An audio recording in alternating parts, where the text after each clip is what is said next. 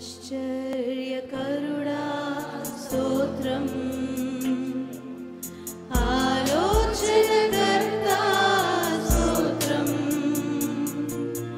బలమైన దేవా నిత్యుడవగు తండ్రి సమాధానాధిపతి